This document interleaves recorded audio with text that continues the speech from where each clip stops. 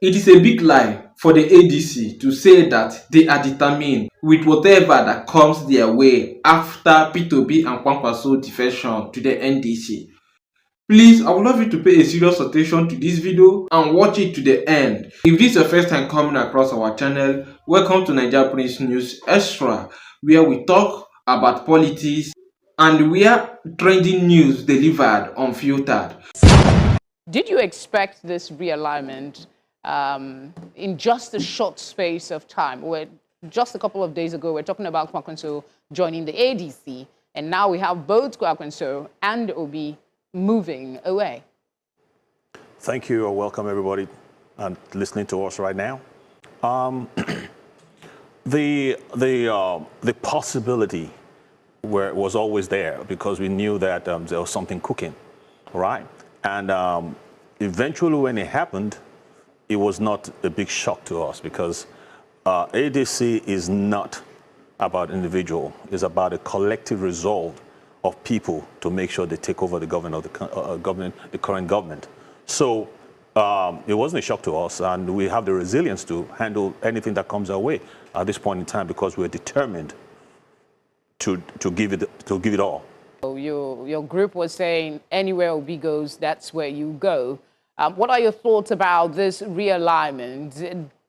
I mean, the optics generally, people would say moving from one party to the other. And Peter Obi has addressed this matter exhaustively on social media. What's your 2 cents to that conversation? Basically, it's no secret that there is a witch hunt on the opposition by the ruling party. And you could see the situation from what we experienced from the Labour Party to that of the ADC, where you have fractions and moles being introduced to come up with litigations so as to stop the opposition from being on the ballot. I believe that the only way that Bola Ahmed Tinubu believes that he's going to emerge in 2027 is to ensure that there is no opposition. And the Nigerian people. Okay, Emmanuel, let me cut in there and just ask you quickly. Let me cut in and just ask you quickly, because it seems the optics always is there is a witch hunt. It's a political situation. You expect the unexpected. Players are there wanting to oust you. What is going to be different now? Because already, even though the Dr. Sarake Dixon has come out to say that the NDC is a legitimate political party, but NDC is suddenly in the spotlight. What are the guarantees that legal issues and infighting would not come in again, and then there is another switch? Please, before we continue, do me a favor by clicking on your subscribe button. Just the only way to encourage and support us. Okay, most definitely, I could tell you that the ruling party is not relenting in the witch hunt. But regardless, looking at the facts on ground regarding the NDC, you could see clearly that the only institution with the local standing to challenge the issue or to appeal the court issue that NDC had earlier on regarding logo was INEC, and INEC never appealed that, and such window is closed. And very clearly, we could see the facts that the order from the court is legitimate. So it is not surprised that the moment P2B and Rabiu Musa Kwankwaso, His Excellency, stepped into the party, the same attempt of such witch hunts continues. But it is clear to all Nigerians that this time we took them unaware, and it is impossible for them to have any impact on the party. I saw the analysis on this day, yes, and it pretty much echoes, what we have been saying.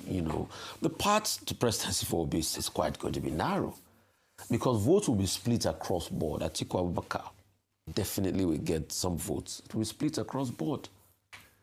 Please, before we continue, do me a favor by clicking on your subscribe button. Just the only way to encourage and support us. But I think, apart from the ambition of this man, they should find a synergy, because yesterday the Atiku supporters group were on the offensive. Bolaji Abdullahi was booked on television yesterday, went to cast aspersions at Obi. Was booked. A couple of their people went on television to fight back. In fact, they called Obi all sorts of names and said he just wanted to steamroll himself. He's not ready to compete in anything and all of that. Obi has not come out to say otherwise, because Obi was explicit when he was leaving the party that it's not about his elder brother and all of that. I think he maintained that level of decorum. The question is, will he come back swinging? I doubt.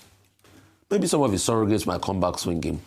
But do these two people that were in bed and they felt that President Tinubu was a common enemy, is this how much acrimony they now have after this breakup? And the question is it a breakup or a divorce? Most likely I will say it's a breakup, because they might still come back together at some point. As with people, they fall in love, they fall out of love, they get in and out of love. Even people that are divorced do still come back together. I mean, I've heard of couples that come back together after so many years, a couple. But if their overriding aim and ambition was to win President Tinubu in an election, have they not lost that aim as we speak because they can't come together? And because they can't speak together? The same thing they said was their albatross in 2023. Has it not happened to them again? Because there's definitely going to be a lot of vote split across board.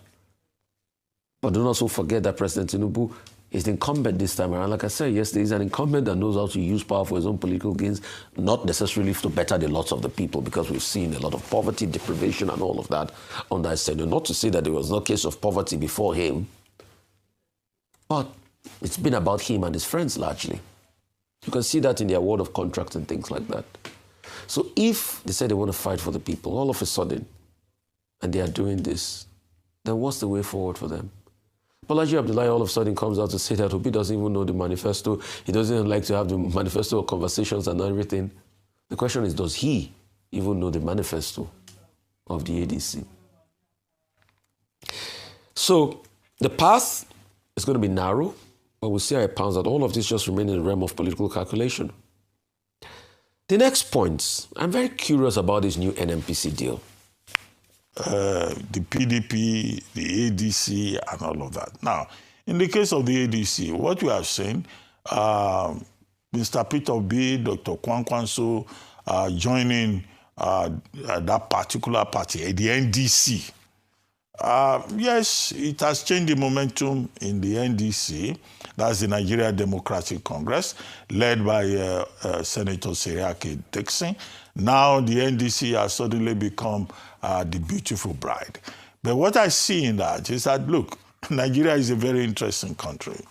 The NDC may even emerge as the major opposition party, but as I was warning, back page of this day newspaper today, it must not become an IDP camp.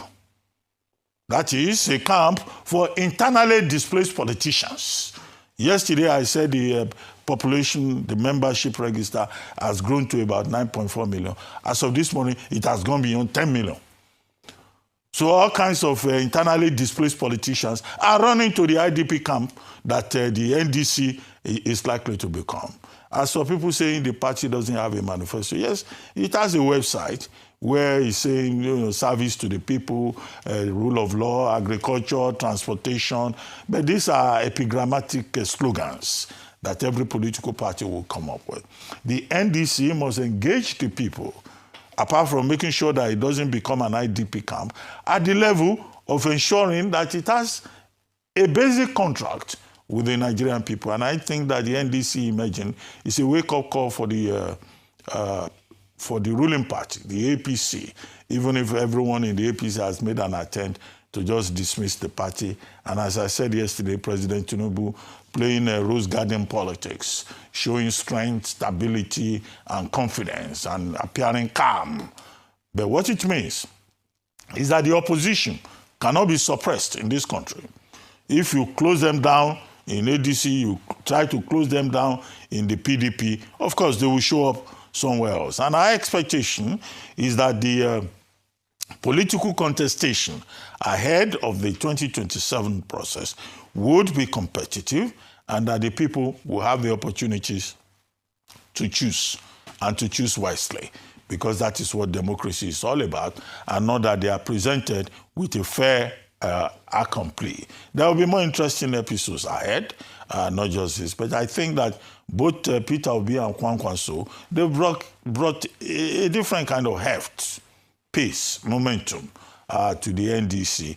But we'll see how it plays out. Now that there are some other parties, like Dr. Umar Ado and others, questioning the legitimacy of the party itself, saying that they were registered, the party was registered out of order, or that, the National Legal Advisor was chosen in violation of Section 77 of the Electoral Act 2026. All right.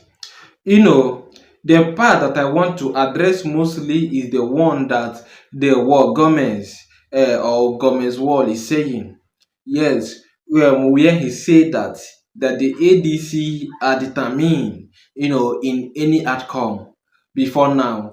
Well, politics is a game of interest, like I normally say, and every player in need play for their own favor, not any other thing else. You see, ADC get everything wrong by allowing Article to hijack each structure after saying that they are coming for a formidable, opposition. And there's something Rufai Oseni said. What they gave as an issues, or what they say that is their problem in 2023 that made President Bola Ahmed Tinubu to win, actually we can see it that is the same thing that the opposition are still repeating now. And mind you, then Tinubu was not contesting as an incumbent, but now he's contesting as an incumbent. Then how is the opposition is going to survive in this case? That is the most important question that every Nigerian should be asking themselves since Peter Obi and Kwankwaso left the ADC. And if the ADC should be reasonable enough, they should have cancelled the mindset for them running for a primaries election and consider consensus by giving Peter Obi and Kwankwaso the presidential ticket for them to run, because if they should win President Bola Ahmed Tinubu coming 2027, it must be a southern ticket being supported by the northern leaders, which means Atiku must be involved, El-Rufai must be involved, Kwankwaso must also be involved, and the other big elites from the northern region. They can only be able to suppress Tinubu and the APC government. But if you see how everything is being going, then you see that everything is going at the contrary. They should have also considered it is the turn of the Satan, meaning that they should have make it very clear for Atiku to understand that no, this is the time of the Satan, and there is no ticket that will sell more than the Southeast, at least in compensation of the 1967 to 1970, civil war. At least let that be a compensation that will heal the bleed of the Ndibo in that axis. At least let that be like they have been taken along in the political system, at least for once and for 4 years only. At least that could have given them a place to be in the government, and that could have given them a hope that yes, they are among these people. But with all that is happening, we could see that the opposition have already failed before its arrival, and it is something very bad that they can't make it this 2027. Then we should be thinking about another northern leader in 2031, which the ticket that might likely sell is Kwankwaso and Obi in 2031. If Kwankwaso go for president and Peter Obi go for vice president. Please, I would like to know what you think in this comment section, and if this is your first time coming across our channel, do us a favor by clicking on your subscribe button, and don't forget to share this video to all your social media platforms. Thank you and God bless.